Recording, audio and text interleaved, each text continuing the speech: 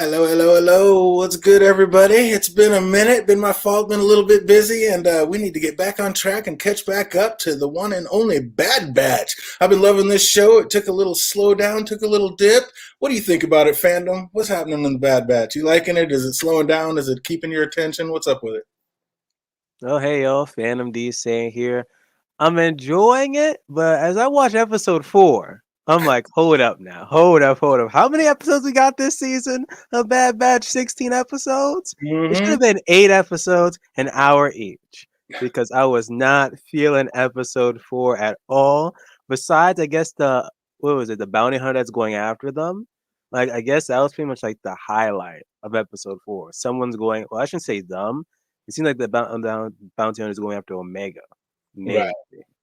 So it's like that's a big question. Who was the one who ordered it? That bounty on Omega. That's the number one question of the episode. It's like, what's really happening?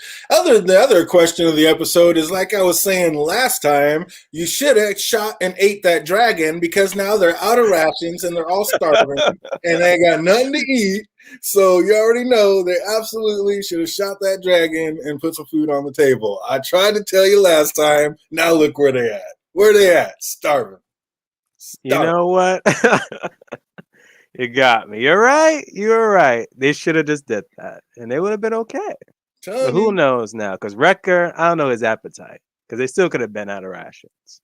Oh man, I'm telling you, they'd have been feeling a lot better with a little dragon in that belly. Me and my people would have been fed. We were talking about it, like put on some barbecue dragon, let's eat. Ain't nobody going hungry over here.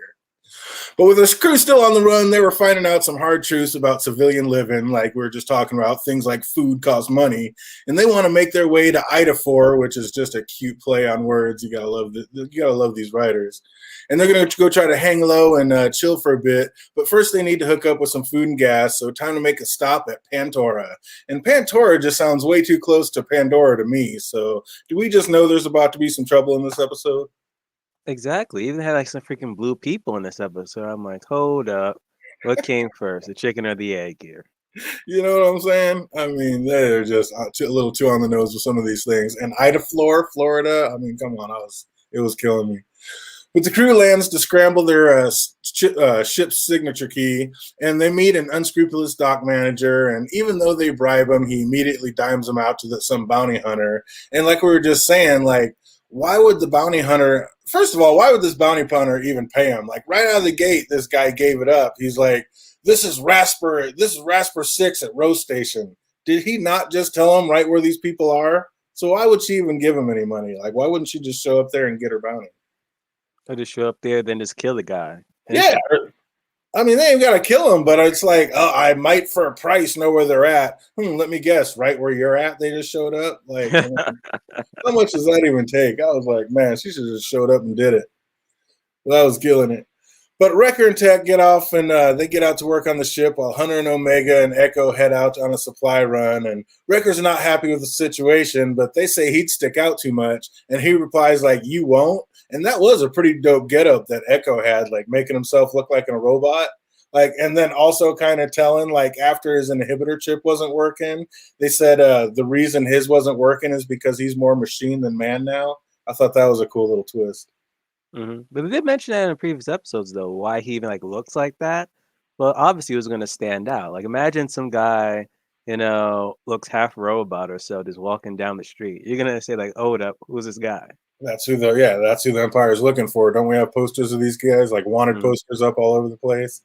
So yeah, that was a pretty dope getup. But yeah, I like that tie-in, like how they said he's more machine than man now, and then made him out to be a robot. That's pretty sweet. And didn't it give you kind of a sick feeling seeing all those citizens kind of cheering the Empire, knowing what's coming, like in future movies? Exactly. They have no idea what's gonna go down. Just rooting for your own demise. It's like, what are you doing? But how great was it that like Echo was willing to let himself be sold as a droid, but not at that price? He's like, I'm much more than that. I was like, even later when he leaves, he's like, shove it. It's like you didn't pay enough anyway. I was dying. What was it? Like originally it was like 2K, and then he was like, "No, I'm worth more than that." So he was like 4K. Then he went to 3. Oh, dude, he just put his head down and walked in. Like he was so bummed. I was crying. That was excellent. And Omega, as any child would, gets distracted by some cute little critters, and like one of steals her toy doll, which she's holding, which she of course takes off chasing.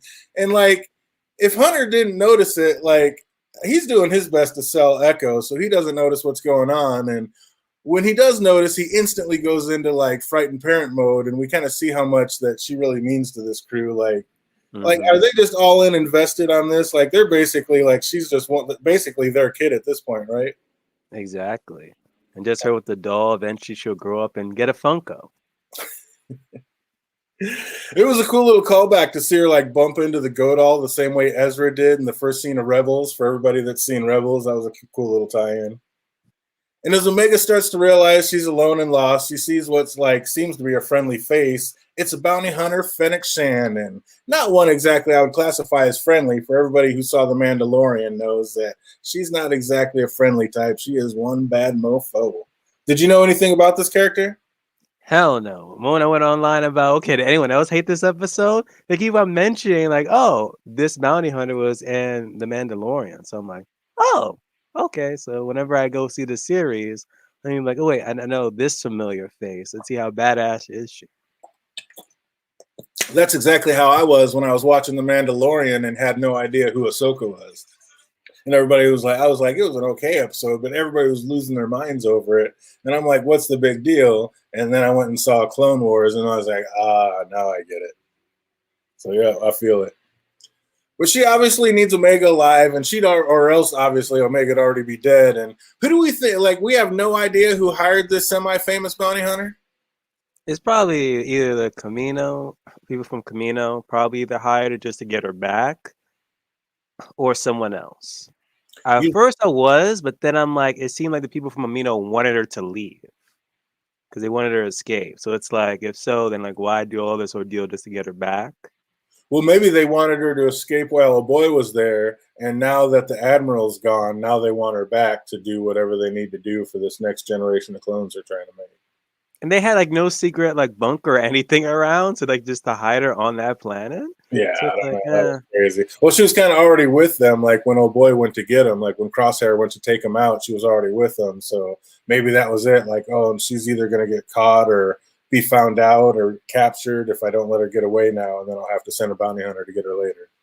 Or maybe it's like Palpatine. Maybe Palpatine knows exactly what's up. He got that info. And he wants her, and he's trying to bring her in. It could be Palpatine trying to bring her in. I just hope. I'm like 50-50. Want it to be someone we already know or someone we just don't know yet. It's got to be one of those. Or haven't seen yet. What's that? Or haven't seen so far. Absolutely. So Hunter uses his skills to track down Omega, who seems at the time to be in better hands because Omega's hungry, and this bounty hunter instantly got her fed. Like, would Omega just be better off staying with this female bounty hunter than with the Bad Batch? Stranger danger is what they should have taught her, honestly. Like, all the red flags, I'm like, you sure you're force sensitive? No, nothing the force is telling you, okay, something's oddly up with this chick here. Should you be accepting food that she just pretty much just stole off the street now? That answers your question right there. Stranger, like that lets you know that she's not force sensitive. That she's absolutely not, or she would have known that was a bad situation. But yeah, that was just, I think she might be better off with the bounty hunter. She's up there starving with these other cats. Like this bounty hunter got her fed in a matter of seconds. Oh, you're hungry? Here. Instantly had that little child fed. She might be better off with her. But Omega tells Fennec, like, if she's alone, she should just come with them. And Fennec says that that's the best offer she's heard in a long time. Do you think at some point she's going to team up with the Bad Batch and Omega? Doubt it. You don't think there's any way they team up? It's the Bad Batch and Omega. No more room left in the ship. They ain't going to create another room. No. She couldn't just double up and bunk with Omega? Nah, too much. It ain't happening like that. And they think they're low on rations now? Adding another mouth to it? Yeah, but this mouth knows how to feed everybody. She gets people fed. She gets the job done. You might need somebody like that to get some food on this ship. Shit. But Hunter catches up with them, and the fight ensues, and Hunter seems to be overpowering her until she headbutts him with her helmet on, and Omega escapes, and the chase is on. So Hunter alerts the team that Omega's in trouble, and they snap the form. And as it turns out, like, it was just a bit of luck that Echo got sold, because now he has a squad of droids to help reassemble the ship that's like in pieces. And they got to get off this thing now that everybody's alerted and shit's going down. And it was pretty funny how, like, when the merchant tried to protest, like, old boy was like, speak to the hand. You get what you paid for, sucker. I don't want to hear your bullshit. Were you crying at that point or what? Of course. Again, that was like the funniest part. Like, besides the Hunter and then this, it was just magnificent. That part was fantastic. And Omega makes her way down into the sewers, still on the run, and it's dark and scary down there. And she has no idea what she's about to bump into. But hey, it happened to be Wrecker, and Fennec catches up. So Wrecker tells Omega to get to the ship. He'll take care of Fennec, and I guess not so much. That bounty hunter made short work of Wrecker. Like, it seems like all it took to knock out our boys is a little contact to the front of the head. Like, first Hunter just got a rap to the head, and now Wrecker. Like, I think we found the chink in the armor to these boys, haven't we? Exactly. Just aim for the head. You're good. I mean, just a little rap on the head, and they go out quick. I was like, what the? And I was wondering how Omega went from, like, hiding in the sewers to being up in a silo tower, like, 20 stories up. Like, she was down in the sewers, and then she comes out of a door, and she's, like, 30 stories up in the air. Like, how'd that go down? That's been deleted scene. We gotta wait for the the Snyder cut to Bad Batch. You gotta get the Blu-ray to find that part out. I was just like, how did that happen? Like, we were just in. I mean, that's some Doctor Strange shit right there. So she's hanging from the ledge. She loses her grip, but instead of falling, gets caught by Fennec, who says, "You can thank me later." And you think Omega's going to have a chance to do just that? Like, maybe the Bad Batch is going to have her in her sights, but have to let her go on Omega's request? Yeah, and then feel sad about, like, they had to let her go, and then be like a mission to get her back from least harm, I guess, and then may end up dying in the process, because that's what we're all thinking. The Bad Batch will never really die by the end of this season. Oh yeah, they're going down. They're going to be down for sure. But yeah, I don't know. I think they might have him in the sights, and Omega might have to let her go because she saved her life at one point. She's like, "You can pay me back later," as a funny little line to drop in there. She might actually have to pay her back later. But we see how ruthless Fennec is, like, and just how lax Disney has become with its restrictions. Like, is Fennec just tosses that dude out of his speeder, basically, to his assumed death, and then promptly shoots and kills a cop, which, like, wrecks into his partner and blows them both up. Like, that was 3 brutal deaths in a matter of seconds. I was like, damn, Disney, you really let it go. When you let it go, you let it go. Hey, the cold opening of Order 66 just prepared us. I guess I was just like, dude, when she turned and just shot that cop who killed, and turned wrecked into his buddy and killed them, I was like, that was like 3 instant murders in a matter of seconds. I was like, Disney has dropped its guard a bit. That was just crazy. But Hunter catches Omega just as she falls from her ship and tells her to hang on, and they're not out of this yet. And then he takes out the Pyro Denton, and that he stated earlier is basically the most valuable item this team owns. So now he's basically using it to save Omega. Doesn't this just prove, like, there's absolutely nothing he won't do to keep this girl safe? Exactly. It's his kid. That's what it boils down to. That's basically his child at this point. So the bomb works and they get away, but this isn't the last we'll be seeing of Fennec Shand, is it? We're going to definitely be seeing her again. Mm-hmm. So we see, like, an out-of-breath Wrecker complaining about missing all the action. And was he only so easily beaten by this woman because he hasn't eaten in a while and was low on energy?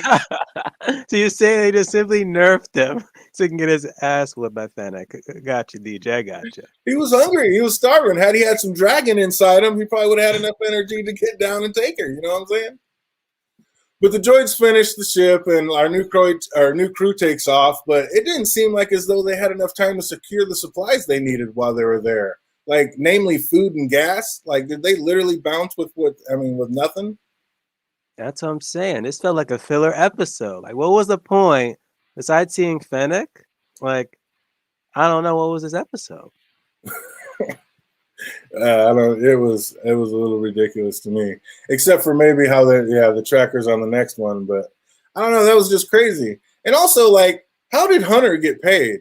Like, the Empire's taken over Galaxy Banking to exchange your money, and you need to sign up for your chain code. So is this going to be a problem in episodes to come? Like, are they even going to be able to use the money they got for selling Echo? Or are they going to be like, oh, we only take Empire credits now, and basically they can't exchange it because they don't have chain codes? I just thought about that. That's a good point. Unless it's like you have to like wait to a certain amount of time, and then it's gonna be like, okay, only Empire credits, not the regular one. That's interesting. Seems like that's what they're doing. I mean, and that's a great way to take over the galaxy is take over the money. I mean, that's how you Hmm. control everything. But Finnick actually sticks to her word and pays off that crooked dock manager, which lets us know she's not pure evil. And like, who was she telling that the kid got away? Who do you think she was talking to at the end there? Either the people from Camino, someone we haven't seen. The person who paid her off, basically. You don't think it's a Mhm. partner or anything like that? I mean, it could be what's his face? Not Django Fett. Boba, there we go. But I don't think Boba was like even like an adult now, right? No, not yet. I don't think so. Not old enough, probably. So I'm not. Yeah, I'm not sure about the exact timeline on that, but yeah, I don't think it would be Boba. But that would be crazy if it was. But I don't know because they meet up later, and I don't remember. Was it because of knowing each other from before, or did they just meet up later? And that's in the Mandalorian when they meet up. So yeah, that's interesting to know. I got to look up back on that timeline. But yeah, that's basically episode 4 in a nutshell. And like basically, other than the bounty hunter, you just weren't feeling it, huh? Nope. That and the comedic thing with Tech. Other than that, it's like, no, not Tech. Echo. There we go, Echo. Yeah. Echo. Echo is definitely the star of this show. I was loving some Echo, and this is the time he got his time in the sun. But then we move right into the episode 5, which is called Rampage, which didn't quite fit the thing as quite as good as Corner did, but we'll get into it. And just like Helicopter Parents, the Bad Batch aren't taking any more chances. They instantly equip Omega with an electronic leash. I was like, and she couldn't be happier to be on it. And Tech says, technically, it's Crosshairs, but he doesn't seem to need it. And do we think Crosshair's ever going to don that device again before the end of this season? I think he will have. I don't know, honestly. Like, I still am not a fan of Crosshair. Well, I've got like 50-50 with him. He's Kind of trying. 50. Yeah, he's He's still a dirty. snitch. He's still a snitch, but I don't know, honestly. But will we ever get it back? Nah. If anything, you just get like a new one. Like, just have her keep it. Have her keep that one, get another one. What's up, Mm. Peter Griffin? I see you out there. He thinks Boba Fett's going to start the first guild at like 15. I like that. So that he would be doing it at a real young age. And he's aging faster than normal, so he could look younger, but actually be a little bit True. older. So he and Fennec may go way back. That's true. They might. That's what I'm saying. I don't know if they just met or if they did meet back when he was just a younger guy like he is now. Except I think he is actually supposed to age at the proper time. That was like the thing. He was just supposed to age at normal rate. That was like the one thing, his one condition. Oh, really? Interesting. Yeah. I do remember in Clone Wars, at least the movie, like Jango Fett wanted like a kid for himself. So I don't know like what was like anything Yeah. special with him or not. Yeah, that was it. He wanted the kid for himself, and he wanted him to grow at a normal rate and keep that and be able to train him himself. But yeah, Omega couldn't be any cuter. Like when she said he has a point over the comm, and then they're all like staring at her, and she's like, "Right, not a toy." Like, would you just not be crushed if anything bad actually happens to this girl at this point? Yeah. At I this mean, point, she's like my little sister now. right? I'm just like Hunter. I'm all in. Like, we can't have nothing bad happen. That'd be too much. I can't take it.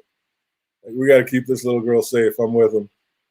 But speaking of Too Precious to Lose, as they walk into Sid's place to get some information, Hunter doesn't even realize when he's talking to the one he's there to meet. And it's like, how was Omega able to figure all that out? Who Sid was? Either it was a good guess because the way how they were talking about Sid like kind of like turned. They look at the camera, so it's like I guess you just like guessed that, or again, she could be force sensitive. I don't know. Or it was just absolutely so obvious and ridiculous that anybody could figure it out, even a child. And these guys need to pick it up if they're going to make it in the real galaxy. You're just like invincible. Like no one noticed that there's superheroes right in front of you until they announce it. Exactly.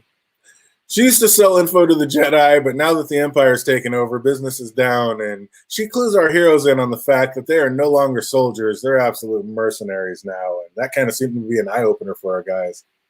Now that the war is over and the Jedi are gone, it's like the ripple effect is everywhere. Yeah, and now then, if you're not with the soldiers, if you ain't with them, you're against them. You're a mercenary now. You're working for money, and I'm about to hire you. And that was sweet when Sid says, "Clearly, the kid's the brains of the operation," and Wrecker gives her a sick. Or, I mean, Wrecker gives Omega a sick low five. That was pretty tight. In the background, I was loving that. But it was pretty lucky for Sid that the Bad Batch showed up when they did. Like it looked like Jabba was getting pretty impatient, waiting for his Moochie. Like, what would she have done? That would be a good question. Like even then, like Jabba could have just like hired like either other mercenaries or bounty hunters, but nope, he's just been so fixated on Sid trying to do it. And that's pretty lucky for Sid that the Bad Batch showed up when they did, or it might have been curtains for her. I mean, that was kind of messed up. Like, lucky gambling your whole life on this. Unless it was it like Sid's job to get Mochi back or something? Well, yeah, Sid had taken the job, Mm-hmm. so that's why they're going after her. And she's like, "Oh, I got my best guys on it." Like, what would happen if they didn't stop by right then and there? She would have just been games up for her, like game Pretty over. much. By the end of the episode, it seemed like it. And this time, because especially when they came in person as opposed to a holocron. Yeah, exactly. That's like that'd been game over right then and there. He's like, she's like, "Oh, look, it talks." Like, if Record wouldn't have bragged that they could do this job in their sleep, you think Hunter would have been able to work out a better deal than 70-30? Doubt it. Then again, he was able to do a better deal with selling Echo in previous episodes. So maybe. Yeah, he's not a shrewd negotiator, but he gets a little bit of game on. Absolutely. Record's still having headaches, though. Like, if the crew runs into Caleb or another Jedi, is his Order 66 going to kick in? Wrecker is pretty much a sleeper agent. At any point in time, it's over. It is over. Because it's like every other episode now, they're just like telling us, repeating us, showing us, like, yep, something's wrong. And if nothing happens, then it's like, wow, that just teased us for how many episodes this season. Him keep on, touching his head. And I'm like, is anything going to happen? Oh, man, that's crazy. So I have a question. Like, how are you going to take a rescue job and have absolutely no idea what the being your bike to rescue looks like? That is good. That is a good question too. It's like you just assume it's just a little kid. Or there's only going to be one little kid in this entire enslavement camp. There's just going to be one. You're going to pick out the right one. I was like, even during the episode, they would keep on saying to that one green alien kid, like, "Oh, we're out to get you," and then it was like suspicious because then you kind of see like the parent, I guess, was like right there. So I'm like, why? Why didn't they say like you're getting both the kid and the parent or so? Like, why specifically the kid? So I knew something was wrong. I'm just like, this Bad Batch is, I mean, they got skills, but they're not the most intelligent cats on the planet. Like, are they going to be able to make it out in this whole big old galaxy? It's a dangerous place out there. I thought Tech would be on it, but instead he didn't even know. Yeah, that was crazy. That's what I'm just like, how do you even do that? How do you take a job and don't even know what you're rescuing? Like, that was just insanity to me. So we have some pretty lucky outcomes with Omega. She was lucky that she got sent back to the ship, and then she was lucky she was able to sneak away undetected from the slavers that came to inspect the ship. And then she was lucky that nobody, like, on the bad guy side heard her when she was trying to contact the guy on her new comms. Like, that kind of would have given up the element of surprise. Mm-hmm. I was like, think she would have been a little smarter than that. Like, obviously, if they're captured, they probably don't have their comms, so you just let everybody know you're still there. Like, oh, that wasn't smart. Someone could have been like listening in to it. Yeah, that's what I'm saying. She could have let him know. That'd have been game over for her. Element of surprise gone. But Omega does sneak up and to try to save the crew, but seemingly gets caught inside, like looking inside a cage. And she says she wasn't sneaking, she was unlocking. An outburst of Rancor, and basically the same creature that Luke had to kill in the Return of the Jedi. It's like, you think this creature was that creature's mom? I don't even know. Like, but then again, and I had to like look up like what was the name of the Rancor in Return of the Jedi. If it's the same name, boom. If not, No, it's not Moochie. It's a different name. It's like Taxi. Oh, it's a different? Yeah, it's like Taxi or Taxi. I can't remember exactly what it is, but yeah, it's not. It's a different name, and I think it's male. So I'm wondering if Moochie is that Rancor's mom. Yeah, seems like it. Because I mean, that's where it's going is to Jabba. So and it's not the same one. So yeah, how many does he actually have? He must love Rancors. He's into it.